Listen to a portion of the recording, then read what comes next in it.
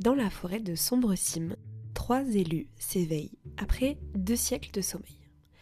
Ils s'attendent à des retrouvailles joyeuses, mais ne trouvent qu'une forêt déserte, où sont éparpillés le reste des élus. Après avoir retrouvé les survivants, nos héros sont confrontés à une réalité de plus en plus indéniable.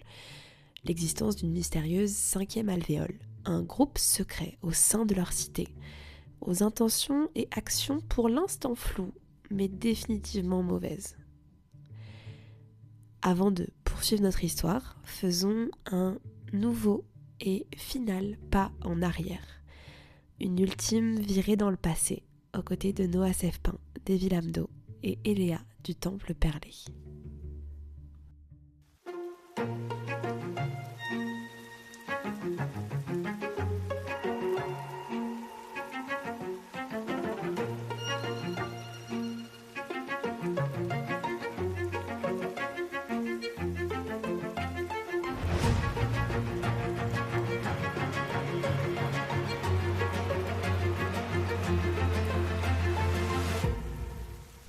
Le mystère de Sombre-Cime, épisode 6, Rituel.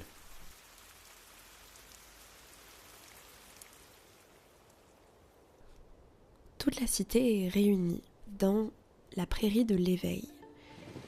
Une brise fraîche s'est levée et les capes et cheveux de la foule flottent en rythme presque synchronisé. Au milieu de la prairie, un groupe d'enfants portant des tuniques très droites et chromées et tenant de longues tiges de métal auxquelles des cordes de lin sont accrochées. Certains pincent juste les cordes avec des bagues de métal attachées au bout de leurs doigts, d'autres sont équipés d'archets de verre. La mélodie piquée et douce flotte au-dessus de vos têtes. Chacun d'entre vous se tient devant son écrin. La cérémonie a commencé il y a plus de 2 heures et vos jambes commencent à s'endormir sous vous. Il y a au moins 50 mètres entre chaque écrin, mais vous pouvez apercevoir les autres voyageurs. On vous a autorisé à choisir 2 personnes pour être avec vous lors de cette cérémonie de l'endormissement. Qui est-ce que vous avez choisi ? Davy ? Est-ce que je peux amener Oumi ? Bien sûr. Car c'est ma seule amie. De mon côté, j'ai emmené Oumi avec moi parce que du coup c'est la dernière fois où je vais la voir. Oumi, c'est mon brune patte que j'ai depuis plusieurs années et qui est vraiment mon compagnon de tous les jours au travail, la nuit, je le quitte pas. Noah ? Moi, je comptais prendre ma mère et Pépi. Trop bien. Pépi, pour rappel, qui du coup est ton petit frère qui a 5 ans, qui n'est pas le dernier de la famille. Oui, mais l'avant-dernier, c'est ça. Et Léa ? Moi j'ai pas trop d'amis non plus au temple, mais j'avais pas envie d'être seule et je tiens beaucoup à Lise quand même, ma sensei, ma maître finalement, ma maîtresse. Du coup je lui ai demandé d'être là à côté de moi aussi. Ça marche.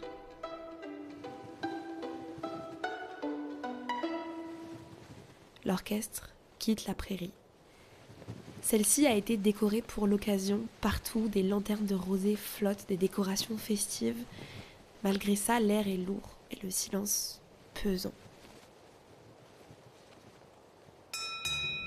Un tintement de cloche résonne. C'est le signal. Vous devez entrer dans l'écrin en vous allongeant simplement contre sa surface. Moi en m'allongeant je ressens énormément de fierté bien sûr. J'ai réussi à me mettre dans un état assez calme pour vraiment embrasser ce rôle. Mais au moment de m'allonger, j'ai quand même une petite montée d'angoisse. Et par réflexe, je regarde le ciel au-dessus de mon écrin en espérant un peu vainement de voir mon petit oiseau, mon petit chantefeuille que j'ai libéré. Ok, trop chouette. Je veux bien que tu me fasses un jet social, s'il te plaît. Dis-moi si tu fais 4 ou moins. 4, pile.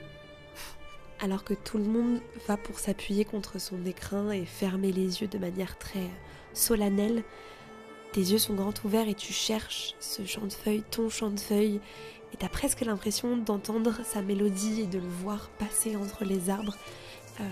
et ça retarde de quelques secondes ton entrée dans l'écrin.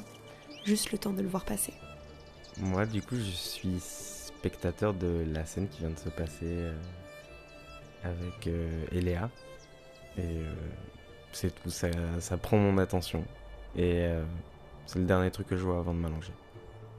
Noah, toi qui connais la faune très très très bien, tu vois le regard d'Eléa fixé sur ce ciel et cet oiseau qui vole assez bas, presque pour la frôler. Et je pense que tu reconnais ce chantefeuille puisque c'est celui que tu as vu 3 jours avant, celui que tu as dessiné et observé près de l'étang quand tu étais avec Pépi et Pouce. Ce chantefeuille qui a une couleur de plume légèrement différente des autres. Je pense que tu le reconnais avant de glisser dans l'écrin. Davy, quelque chose à faire, à ajouter? Je fais une inspection un peu finale pour m'assurer que tout est bien en place. A priori, tout va bien. Donc je m'inquiète pas, tout est bien comme c'était prévu. Je rentre assez machinalement et je suis prête à ce qui va arriver. Vous vous allongez contre la surface froide des œufs. À votre contact, vous entendez un cliquetis et un mécanisme qui s'active, la surface devient malléable et la simple gravité vous fait glisser à l'intérieur de l'œuf. Le liquide épais, ambré, vous enveloppe. L'odeur de rosée est prenante. Noah, c'est cette odeur d'herbe chaude, et Léa, l'odeur familière d'encens, de blé, d'humidité. Et Davy, une odeur légèrement chimique qui picote tes narines. Et alors que vous tombez dans le sommeil, une image vient se coller derrière vos paupières, nette, comme si vous y étiez. Un souvenir. Et pour déterminer l'ordre, on va faire un jet de dés. Dites-moi qui a le plus haut. 10. 8. 2. Ok, donc Davy, on va commencer par toi.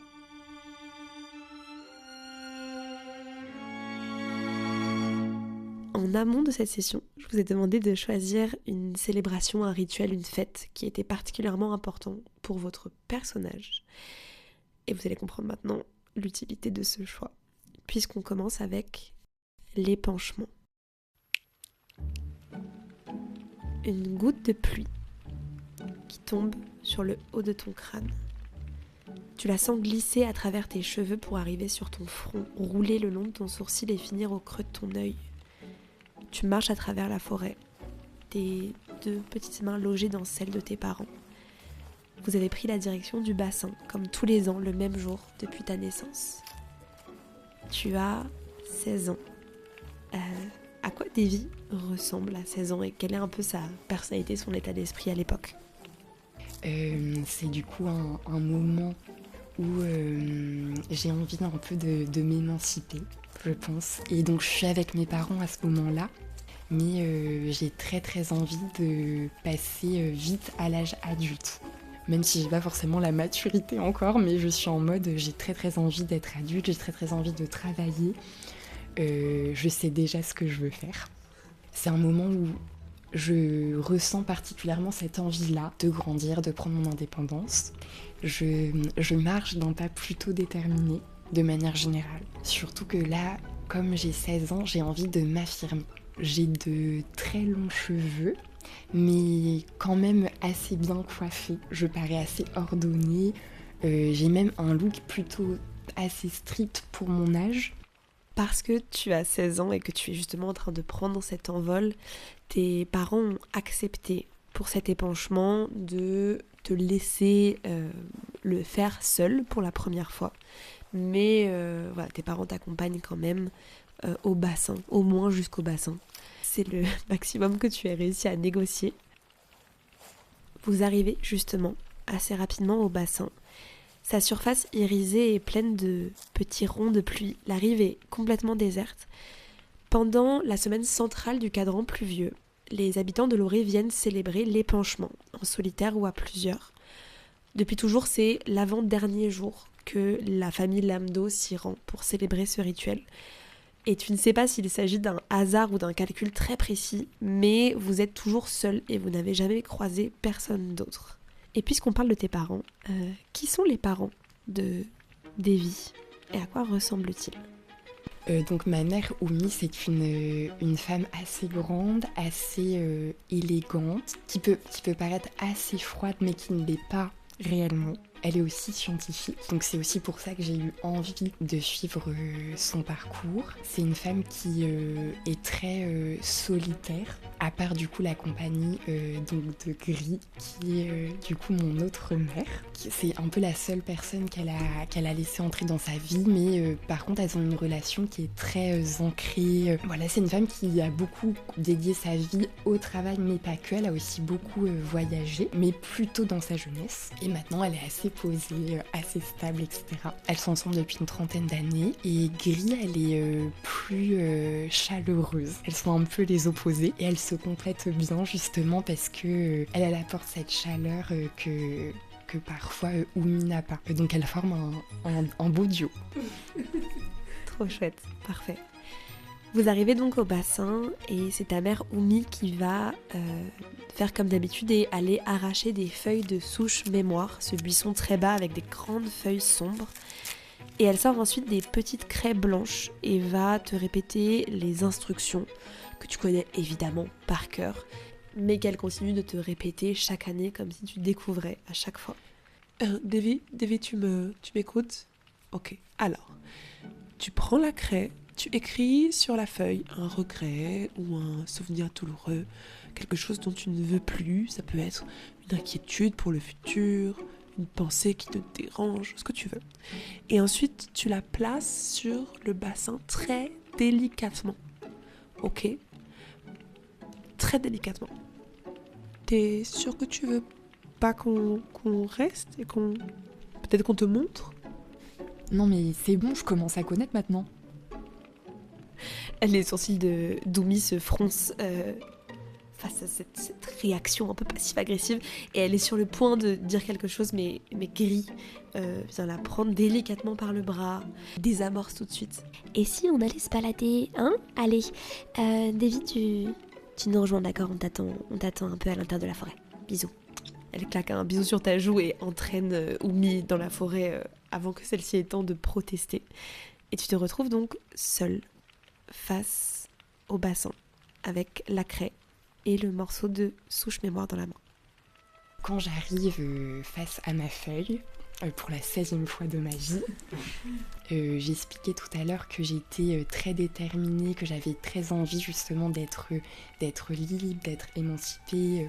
Mais c'est quand même un moment où j'ai beaucoup d'appréhension, où je me pose beaucoup de questions. À la fois j'ai peur parce que c'est quand même... Pendant mon enfance et mon adolescence, j'ai été bien entourée par mes deux mères, mais quand même assez seule. Et c'est une solitude que je remets un peu en cause, donc il y a cette peur-là. Parce que je me dis, il y a encore quand même beaucoup de temps avant le départ. Et je me dis, mais comment va être ma vie jusqu'alors ? Est-ce qu'il y a un tournant ? Est-ce que je dois plus être sociable ? Rencontrer, peut-être nouer des relations. Mais c'est quelque chose qui me semble très difficile. Je pense qu'à ce moment-là, j'ai surtout la peur de la solitude. Parfait. Comment ça se traduit en mots sur la feuille de souche mémoire ? J'écris tout simplement que j'ai peur de la solitude des prochaines années jusqu'au départ. L'esprit un peu embué par ces pensées, tu rentres dans le bassin jusqu'à avoir de l'eau à peu près à mi-hauteur pour déposer ta feuille et ta vision soudain devient un peu floue, t'as des sortes de points noirs devant les yeux. Un bourdonnement sourd dans tes oreilles, ton cœur commence à battre assez vite, tu sens des fourmillements dans tes mains et dans tes bras. Et je veux bien un jet réactif, s'il te plaît. Oh, j'ai fait 1. Tu tombes dans les pommes immédiatement.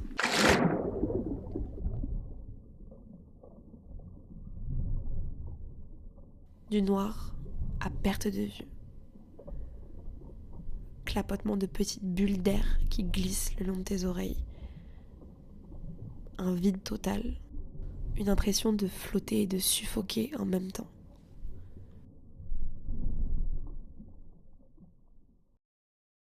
Eh oh. Eh. Réveille-toi. Tu peux essayer d'ouvrir les yeux? Reste avec moi. Ok, désolée, je vais te secouer un peu. Désolée d'avance. Tu sens deux mains qui t'agrippent et qui te tournent sur le côté. Une eau tiède qui remonte dans ta trachée, qui ressort par ta bouche et tu te réveilles en recrachant l'eau qui était bloquée dans tes poumons. Tu sens le sable humide contre tes paumes. Tu es sur la rive. Ta vision est encore un peu floue, mais en te retournant, tu es nez à nez avec une jeune fille d'à peu près ton âge. Elle a une quinzaine d'années, des taches de rousseur sur le nez, et un peu l'inverse de toi dans sa façon de s'habiller, avec un style très affirmé, un peu original. Elle porte un petit peu de maquillage, des choses sur lesquelles toi tu t'aventures pas du tout pour l'instant. Et elle te regarde avec des yeux un peu inquiets, mais un sourire empathique sur les lèvres. J'essaie de reprendre un peu mes esprits. Je suis pas forcément à l'aise par la proximité qu'on a avec cette jeune femme. Et du coup, j'essaye un petit peu de me reculer et de la regarder. Et je suis assez dépourvue. J'ai un peu peur.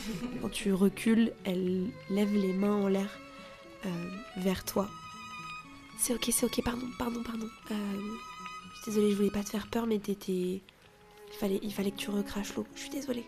Et maintenant que t'es un peu plus loin et que tu peux la voir en entier, tu vois que ses vêtements et ses cheveux sont trempés, comme toi. Je veux bien que tu me fasses un jet social, s'il te plaît, pour voir si tu la reconnais. 4. Son visage t'est familier, mais t'arrives pas à le placer spécifiquement. Tu sors aussi d'une presque noyade, donc peut-être que tes idées sont pas tout à fait claires. Elle laisse ses mains retomber doucement sur ses genoux. Ça va mieux ? Qu'est-ce qui t'est arrivé ? J'étais en train d'écrire sur la feuille et je crois que j'ai perdu connaissance. Ok, je confirme, ouais. C'est ce que... Moi, j'étais de l'autre côté, du coup, et je t'ai vu tomber juste raide dans l'eau, donc un peu flippant, mais je nage très bien, donc c'est ok. Du coup, je dis merci et je me détends un petit peu parce que, en effet, le fait qu'elle se soit éloignée, ça me rassure. Mais je comprends toujours pas trop pourquoi je suis tombée dans les pommes, donc je suis quand même toujours un peu sonnée, mais un peu plus détendue.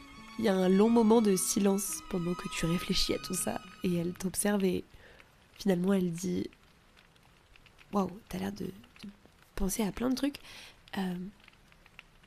Enchantée ?» Et elle te tend la main de manière très adulte pour serrer la tienne. « Je m'appelle Maëlle Rivage. Toi, c'est Davy Lamdo, c'est ça ? » Oui, on s'est déjà vu, non ? Waouh, tu te rappelles pas de moi du tout, quoi. Je suis pas offensée, hein, mais juste c'est marrant, quoi. Non, mais je pense que c'est la chute. Oui, c'est ça. Ça doit être la chute. Et tu peux me refaire un jet social si tu veux. 10. Ça te revient d'un coup. Maëlle, c'est la personne qui a été sélectionnée 2 ans après toi. C'est la seule personne sélectionnée avec toi pour le moment. C'était il y a un petit moment et elle a beaucoup changé puisque ça fait 4 ans. Donc c'est pas absurde que tu la reconnaisses pas immédiatement, d'autant plus que la politique pour l'instant c'est plutôt de maintenir les élus à l'écart pour éviter d'interférer avec le processus de la rosée et de la sélection. Donc tu l'as pas vraiment revue depuis ce moment-là, mais elle t'a reconnu.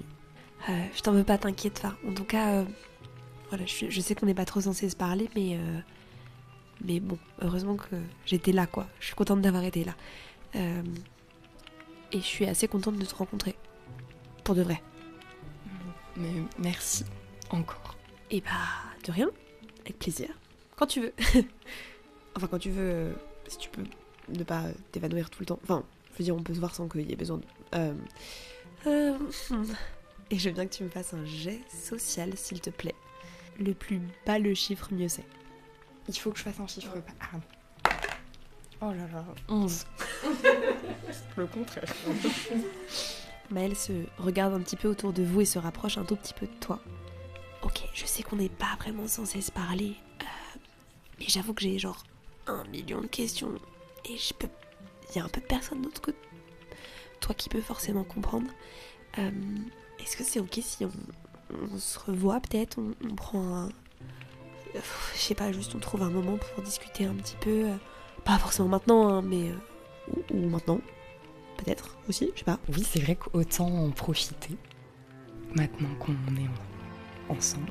Elle fait un grand sourire et elle s'apprête à te dire quelque chose.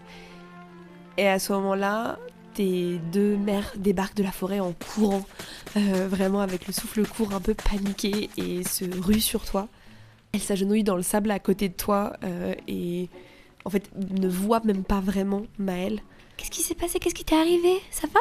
Elle te bombarde de questions et tu vois derrière leurs épaules Maëlle qui très discrètement recule, se relève, te fait un petit sourire et commence à s'en aller. Mais avant de quitter le bassin, tu la vois glisser quelque chose dans le sable à quelques mètres de toi. Et elle disparaît de ton champ de vision. Ben, à ce moment-là, je suis un petit peu énervée qu'elles aient débarqué tout de suite. Donc je suis un petit peu énervée. Et après, je vois qu'elle m'a laissé quelque chose. Donc tout de suite, je me détends et je leur explique que j'ai fait un malaise, mais que ça va super. Ils sont un peu surprises, désappointées par ta réponse, mais rassurées. Tu vois, je t'avais dit qu'elle était trop jeune. Est-ce qu'on peut ne pas... Tu m'écoutes pas. David, tu as pu finir l'épanchement? Tu as fini ton rite? Oui, normalement, c'est bon, j'ai fait mon malaise après. Oui, t'as fait ton malaise après. Du coup, je les rassure et je leur dis, c'est bon, tout est good, on est prêt à poursuivre. Ok, du coup, vous vous apprêtez à quitter le bassin. Ben, je les laisse partir un petit peu devant et je récupère la feuille que Maëlle m'a laissée et je la glisse dans ma petite poche. Plus tard dans la journée, tu liras ce petit papier sur lequel Maëlle a inscrit une heure, un jour, et un lieu que je vais te laisser choisir. Un lieu où vous allez vous retrouver pour la première fois et continuer de vous retrouver au fur et à mesure des semaines, des mois, des années. Ça devient assez rapidement votre lieu, un lieu où vous allez pour être seul quand le bruit et l'excitation de la ville et l'attention braquée constamment sur vous devient un peu trop à supporter. C'est là que vous vous retrouvez. Et je vais te laisser me dire du coup quel est ce lieu, à quoi ça ressemble. Un genre de petit observatoire, mais qui n'est plus vraiment utilisé. Maintenant, il y a des observatoires plus modernes. Donc, c'est un des premiers observatoires sur lequel on pouvait observer la rosée. Et à certains moments de la nuit, la rosée, on peut l'observer, mais de manière différente. Dans le sens où on la voit très très bien, donc plus personne n'y va parce que maintenant il y a d'autres lieux qui se sont développés, mais c'est le lieu quand même le plus charmant pour observer la rosée. Est-ce que tu peux me décrire un petit peu à quoi le lieu ressemble? C'est un lieu qui est dans les hauteurs, dans la nature aussi, qui est un petit peu maintenant caché, où la nature a un peu repris le dessus. C'est un lieu où on a une vue panoramique sur toute la ville. Exceptionnel.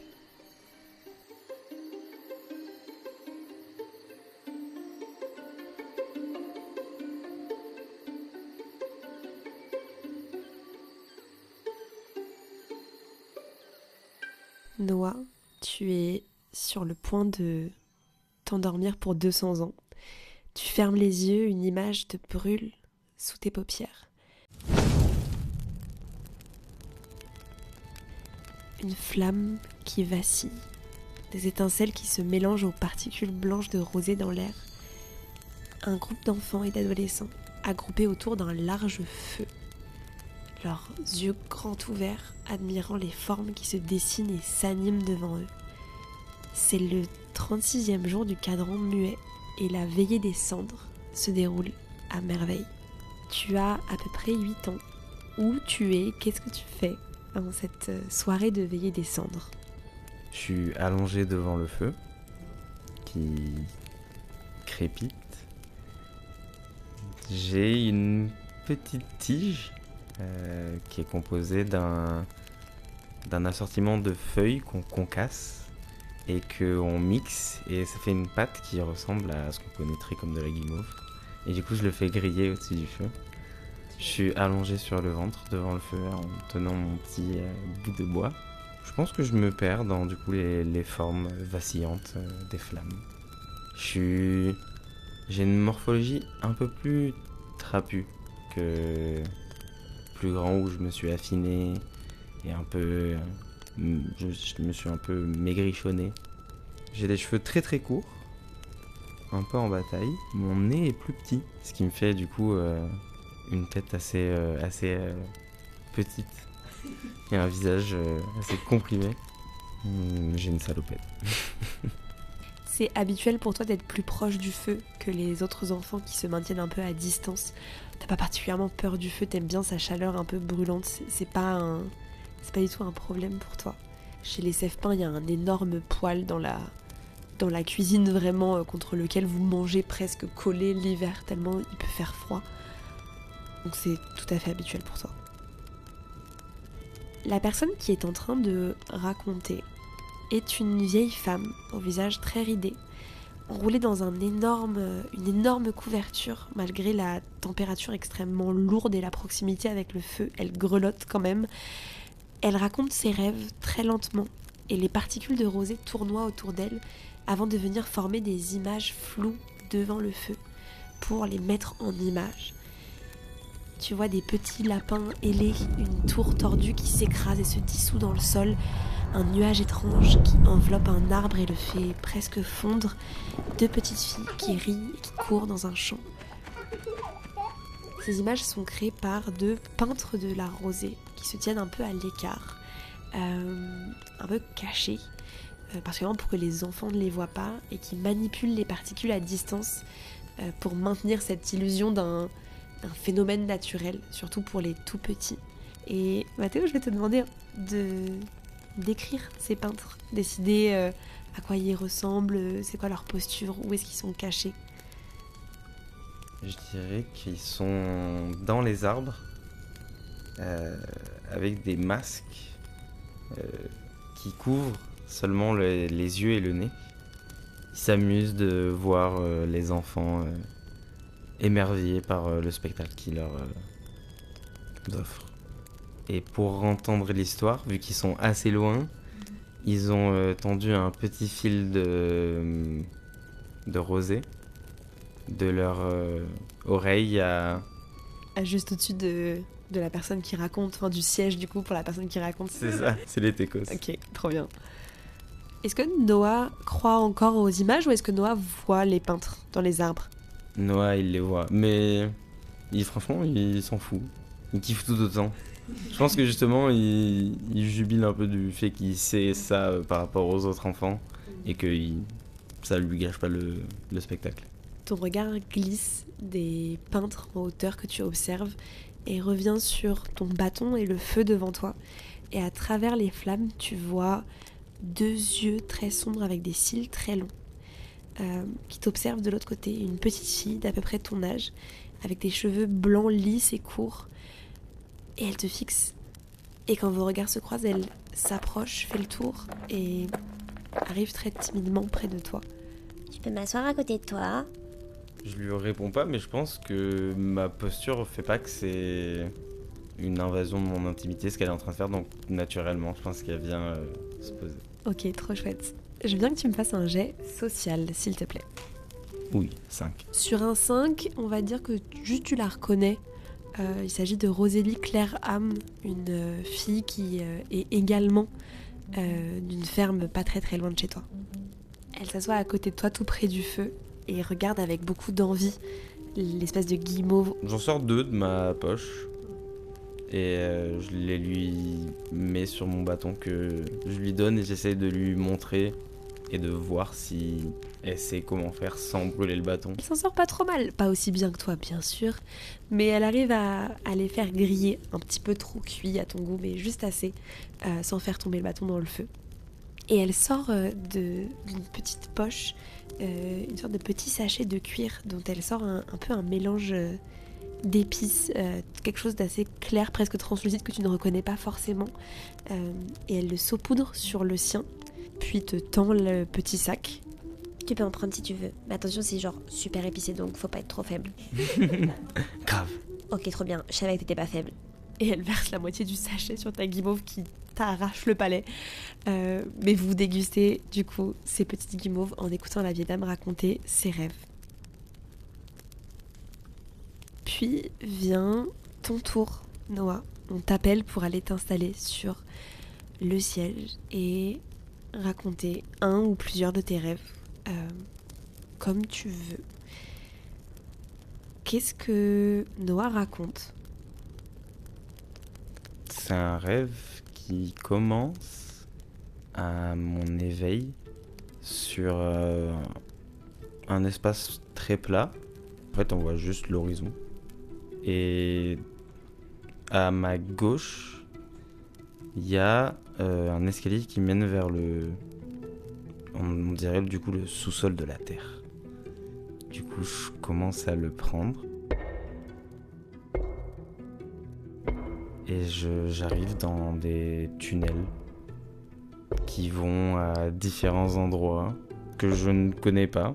Mais il y a tellement de tunnels que certains s'entretoisent et ça fait juste des colonnes et ça fait des grandes salles. Et il y a personne.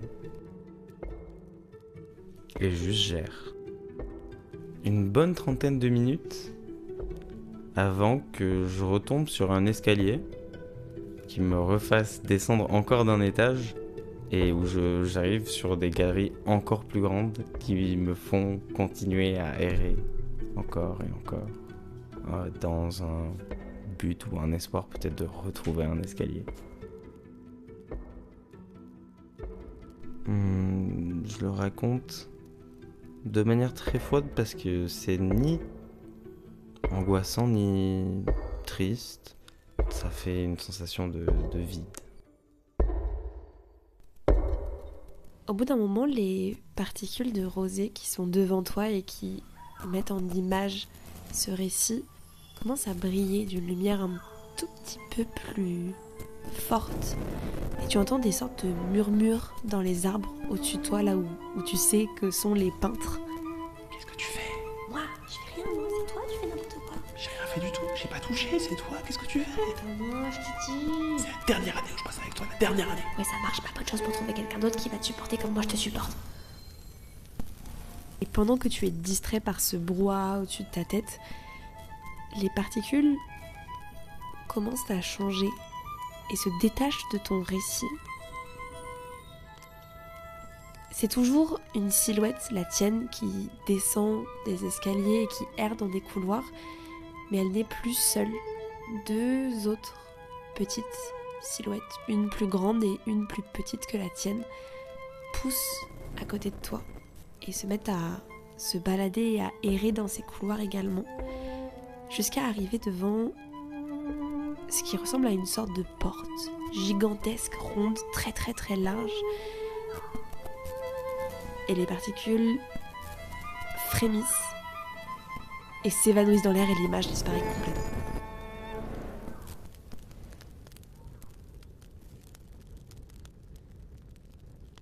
Il y a un petit moment de silence et tout le monde commence à applaudir un peu timidement, ne sachant pas trop quoi faire de ce qui vient de se passer. Et tu es congédié de l'estrade. On t'invite à retourner avec les enfants. J'ai bien envie d'après m'asseoir à côté de la dame qui raconte les histoires.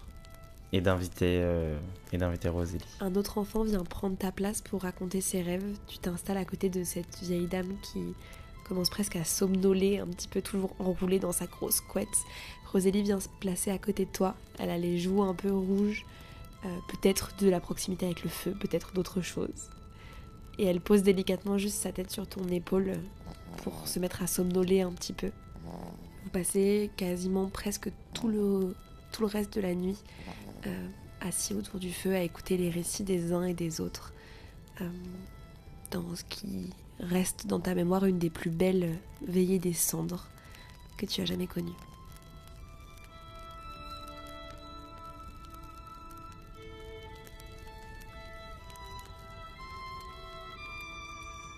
Eléa, tu es en train de glisser dans l'écran, sur le point de t'endormir, et une image s'imprime derrière tes paupières.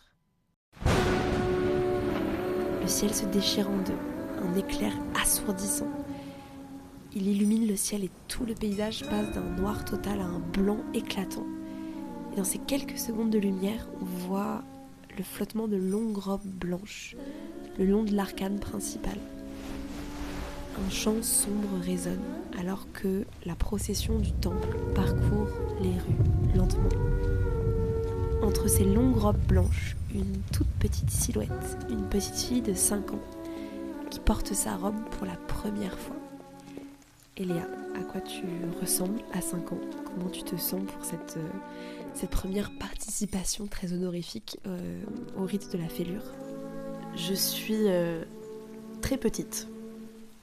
Mais bon, déjà j'ai 5 ans. Puis je suis vraiment très très petite, même au milieu des autres enfants. Comme la plupart des enfants de Loré, j'ai la peau assez sombre parce que mes pouvoirs sont à peine en train de se développer. Et à ce moment-là, j'ai les cheveux plutôt courts. Comme ça ne fait que 5 ans qu'ils poussent. Ils m'arrivent à peine aux épaules et ils commencent à avoir des petites ondulations au bout. Et je porte fièrement ma petite robe blanche qu'on m'a donnée il y a très très peu de temps. Donc je suis très fière.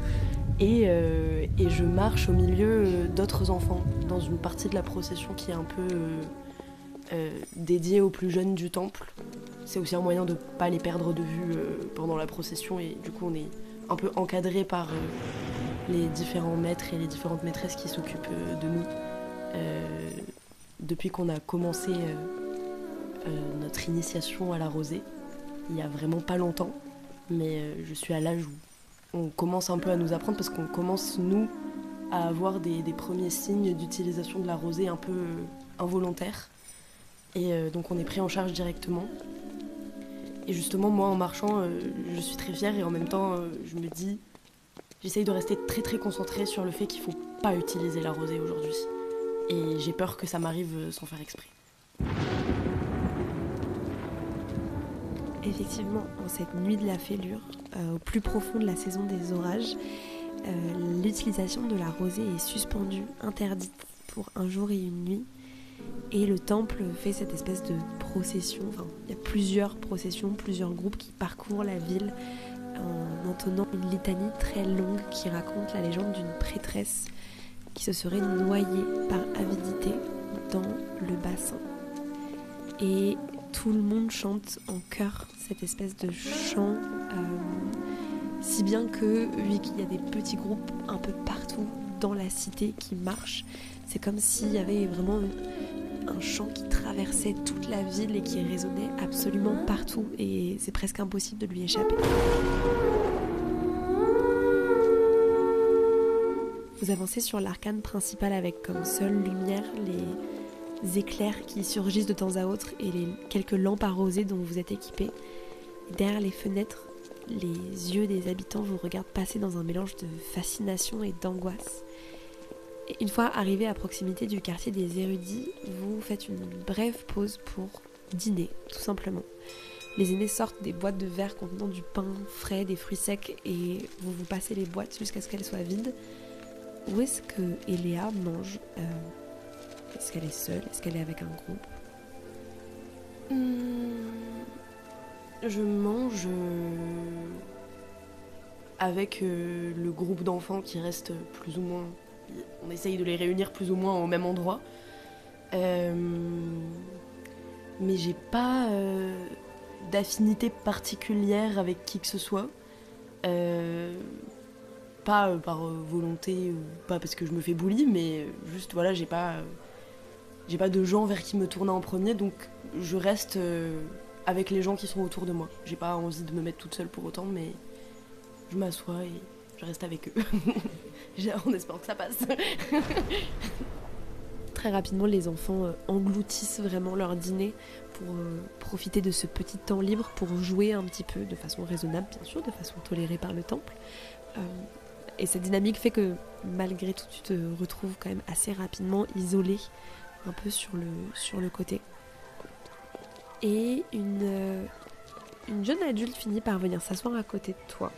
Tu la connais un petit peu, en tout cas de nom, puisqu'il s'agit de Cléo, qui est donc une grande initiée du temple. Et elle vient s'asseoir à côté de toi assez doucement. Ça va, Eléa? Ça se passe bien? Oui. Oui. T'as pas envie de jouer avec les autres? Si. Mais je sais pas trop comment. Et puis j'ai peur d'utiliser la rosée si je joue avec eux. Je crois que Elise m'a parlé de toi. Elle m'a dit qu'effectivement, t'avais un don super développé pour ton âge. Bon, aujourd'hui, c'est pas très pratique. Mais pour le reste, ça va être super. Tu risques de devenir initié bien avant tous les autres. Oh, mais merci. Ok, vraiment parce que t'es sympa, je vais te donner mes secrets. D'accord? Premièrement, il y a très très peu de chances que tu utilises la rosée sans faire exprès. Mais ce qui peut aider, c'est d'essayer de jouer, mais plutôt dans des rôles passifs. Si tu joues dans des rôles actifs, tu risques peut-être d'avoir une explosion, alors que si juste tu suis le mouvement, ça passera beaucoup mieux. Deuxièmement, pour se faire des copains, le mieux, c'est de poser des questions. Et ensuite, tu les écoutes, et en fonction de ce que eux te disent, t'essayes de parler avec eux. C'est pas un super conseil, mais peut-être que ça peut t'aider. Ok. Je vais essayer. Merci. Cléo te fait un grand sourire et te fait un mini câlin. Puis elle passe un petit peu sa main dans tes cheveux très, très tendrement. Et tu sens le contact d'un anneau de métal sur son doigt contre ton crâne. Ce qui à l'époque ne veut absolument rien dire pour toi, donc tu passes complètement à côté. Allez, bonne chance, je suis sûre que tu vas y arriver. Elle m'a quand même saucée. Et enfin, elle a l'air d'être impressionnée par moi. Et j'ai envie de continuer à l'impressionner. Je sens qu'elle me regarde encore, donc je m'avance vers les autres enfants. Et j'essaye de repérer ceux qui sont pas trop en train de bouger pour réussir à les attraper. Je respire et je m'avance, j'y vais. Et j'arrive au milieu d'un groupe de 3 enfants qui ont à peu près le même âge que moi, un peu plus. Et je leur demande... salut, vous avez commencé, vous, la rosée? Parce que moi j'ai... non, pardon, vous aimez ça? Fais-moi un jet social avec des avantages, s'il te plaît. Des avantages, du coup, je lance 2 fois. Yes, et tu prends le score le plus bas. 5. T'as très peur au début parce qu'il y a vraiment un silence total après que t'aies parlé.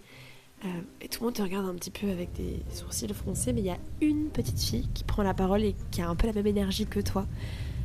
Ouais, moi j'ai commencé. Franchement, c'est trop bien. Genre, j'aime trop quoi. Après, je suis pas très très forte.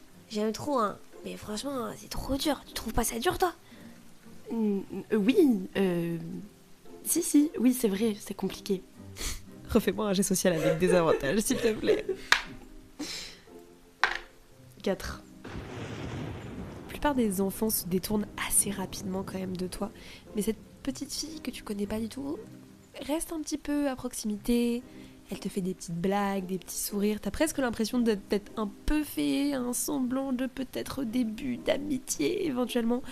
Et c'est le moment où tout le monde se lève et vous êtes sur le point de repartir et de reprendre du coup votre parcours. Tu te retrouves en un fragment de seconde entouré juste d'adultes au milieu de ces robes blanches et t'as un peu du mal à te repérer. Et je veux bien un dernier jet social, s'il te plaît, sans désavantage, juste un dé. 1. Oh, je suis tellement désolée pour ce qui va venir. Ok. Te dire ce qui se passe réellement et ensuite ce que Eléa perçoit de la situation. Ce qui se passe réellement, c'est que la petite fille court vers un groupe d'enfants un peu plus grands. Elle te pointe du doigt et elle leur dit Vous voyez la fille là-bas, elle s'appelle Eléa. Franchement, j'ai parlé un peu avec elle, elle est trop sympa. Mais entre nous, j'ai l'impression qu'elle a pas trop de potes. C'est dommage, parce qu'elle est super cool. Et je me suis dit peut-être elle pouvait manger avec nous ce soir, si c'est ok. Il y a un garçon qui est à ton âge mais qui est beaucoup plus grand que vous en taille qui lui répond Ouais, bah, bien sûr, en vrai, si elle est cool, y a pas de problème, hein. Et le sujet change assez rapidement et juste la petite fille fait une blague et le groupe rigole un petit peu avec elle. Avec le 1 de ton jet social, Et Léa n'entend pas la conversation.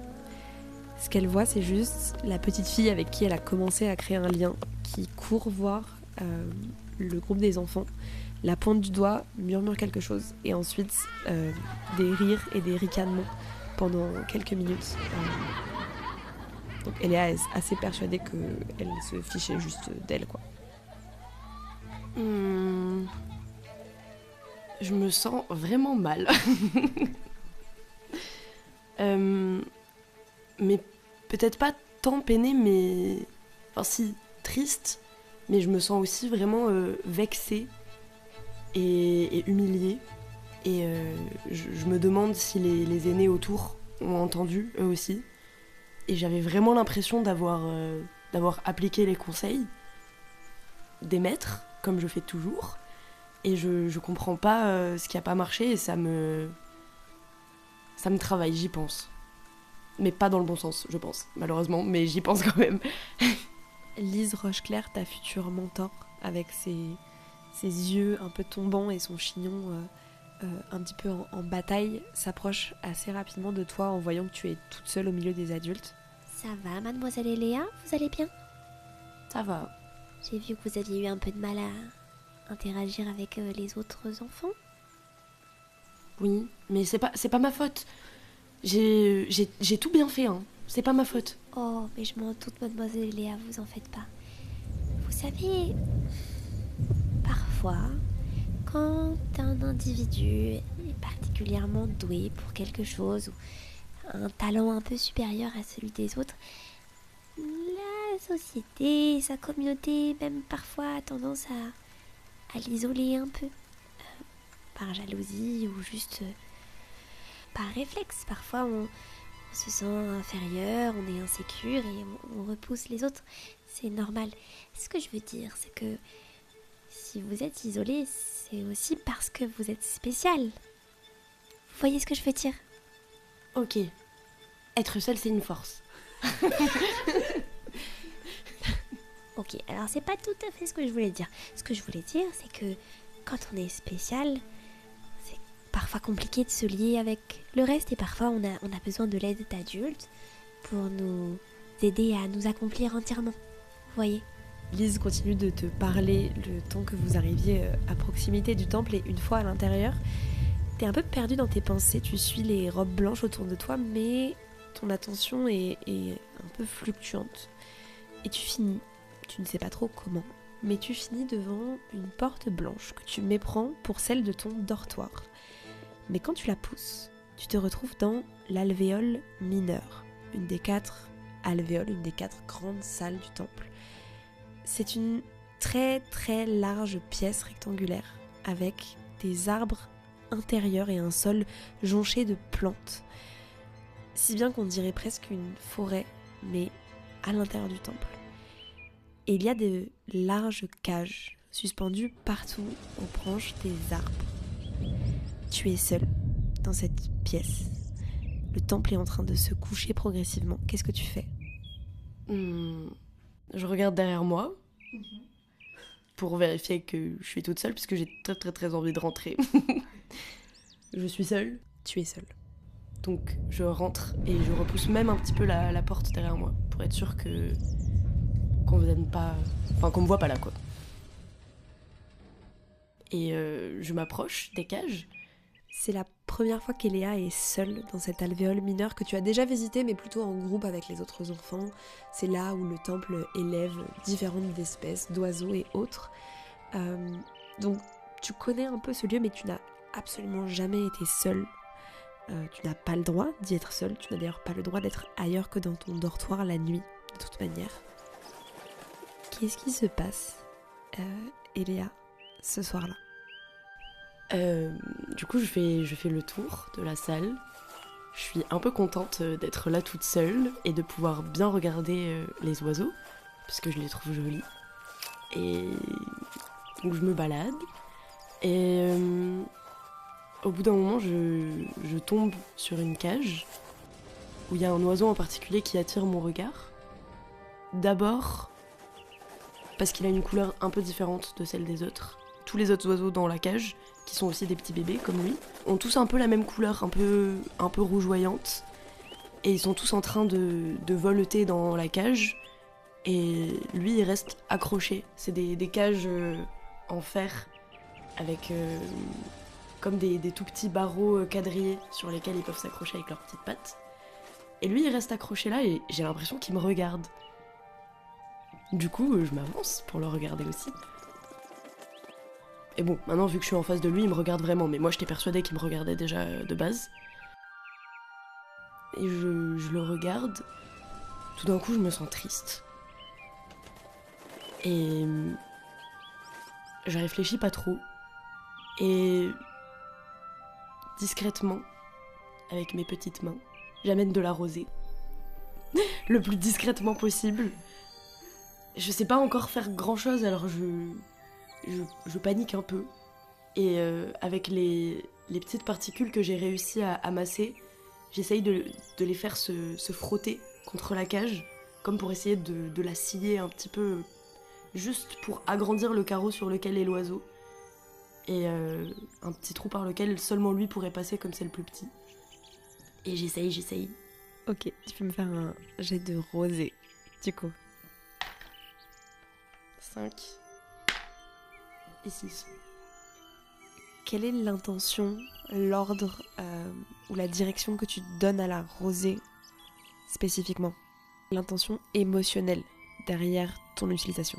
De libérer le petit oiseau, mais je pense que sur le moment, je pense même pas à le libérer complètement, je veux juste qu'il puisse sortir pour venir avec moi. Mais que lui. La rosée t'obéit et elle vient créer cette ouverture dans la cage par laquelle le petit champ de feuilles peut s'extirper. Juste une ouverture assez grande pour sa taille. Et une fois que le champ de feuilles est sorti, la cage se referme complètement.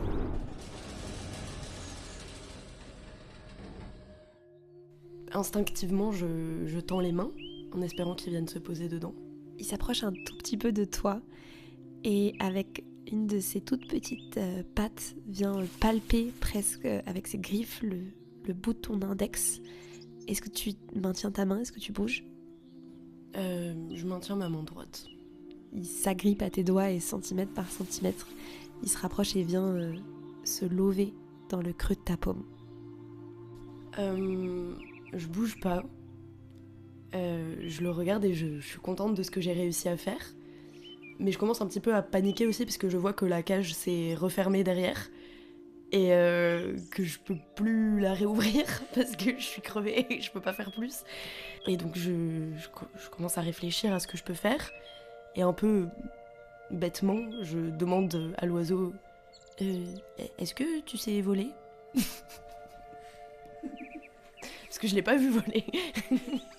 Il a l'air de pas trop comprendre ta question au début, mais un mouvement de tes doigts effleure un peu genre les feuilles de ses ailes et du coup naturellement il va donner quelques coups d'aile et il fait une sorte de mini bond. Pas tout à fait un vol, mais vraiment juste un léger flottement, on va dire, quelques centimètres avant de retomber dans ta main.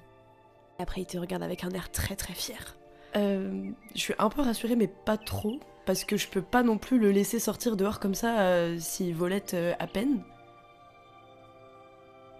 Alors... À toi de me dire ce que tu décides de faire. Je peux faire ce que je veux? Absolument ce que tu veux. Je comprends qu'il me comprend au moins un peu. Puis de toute façon, j'ai 5 ans, donc je continue à lui parler. Et je lui dis... ok. Je peux pas te faire rentrer dans ta cage, mais je peux pas te garder avec moi. Vraiment, sinon je vais me faire gronder. Mais, bon, je vais trouver une solution. Moi, je m'appelle Eléa, et je vais t'amener dans mon dortoir. Mais, tu dois faire aucun bruit. Pas loin de mon lit, il y a une petite fenêtre, un peu cassée, avec un petit recoin, un peu caché. Je vais te poser là, et je vais te donner à manger. Mais après, quand tu sauras voler, il faudra que tu partes. avant qu'on te trouve. D'accord ? Tellement d'informations pour une petite créature. Il te regarde parler avec ses yeux très ronds pendant toute la durée. Et tu sais pas si c'est parce qu'il t'a compris ou si c'est juste parce que ta voix le berce, mais il finit par vraiment se mettre quasiment en boule dans le creux de ta main et juste s'endormir. Vraiment s'endormir. Et du coup, je veux bien un jet actif pour voir comment tu t'en sors. Et tu peux le faire avec avantage vu que c'est dans le cadre du temple. Et parce que j'aime bien ton plan aussi. 4 et 16. Donc 16, c'est ça. Donc 16, super. Tout se déroule à merveille, t'arrives à le dissimuler et à retourner à ton dortoir. À un moment, tu croises un groupe d'enfants dans un couloir qui t'ignorent complètement, ce qui t'arrange parfaitement en ce moment-là et qui consolide l'opinion qu'elle est en train de se faire sur la notion de solitude et de puissance. Et t'arrives à amener l'oisillon jusqu'à ton dortoir. Et du coup, tu le places dans le petit coin, c'est ça ? Oui, en fait, c'est le rebord de fenêtre où il y a comme un petit recoin que moi j'ai repéré puisque j'ai beaucoup de temps à perdre comme j'ai pas d'amis. Mais et l'idée c'est de le laisser là, mais vraiment pas. Enfin, si possible, quelques jours, quoi, pas plus. Mais ça, c'est lui qui décidera. Quand tu te réveilles le lendemain et que tu vas pour checker ce petit recoin, tu te rends compte que le champ de feuilles a disparu. Et tu ne le revois pas nulle part, ni dans le coin, ni dans aucun autre endroit du temple, pendant plusieurs jours. Jusqu'à la semaine suivante finalement, où pendant que tu es en train de dormir, tu entends des petits coups secs, des coups de bec contre la vitre à côté de ton lit. Et tu découvres le champ de feuilles qui a déjà grandi considérablement, qui colle son front à la vitre et te regarde avec ses grands yeux. Il est très heureux de te retrouver et il fait pour la première fois ce petit mouvement qu'il va faire après systématiquement où il vole autour de toi et il glisse le long de ton cou et il t'effleure avec ses feuilles. Après, à toi de me dire si les visites restent régulières ou pas, avec le temps, comment ça évolue. Ça reste très régulier jusqu'à ma sélection. C'est peut-être pas quotidien, mais c'est très souvent après, plus il grandit et plus les espacements entre les fois où il vient me voir sont plus longs. Il a aussi moins besoin de toi pour manger. Oui, c'est ça, finalement, il va chercher ses propres graines, mais c'est ok. Je pense que même parfois il te ramène des trucs. Des petits bouts de bois, un bouton, des baies toxiques, ce genre de choses. Ah, sympa. C'était donc pas une relation dans un seul sens. C'est cool. Mais ça me fait toujours tellement plaisir.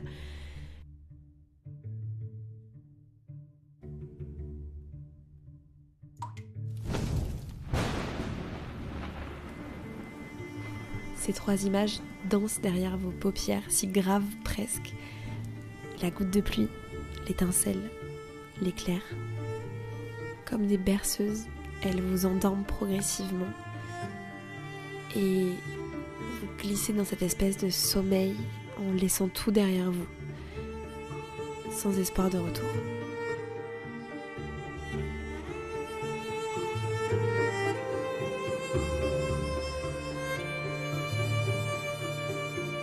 C'était l'épisode 6 du Mystère de Sombre Cime. Une nouvelle aventure improvisée par les contes de la table basse.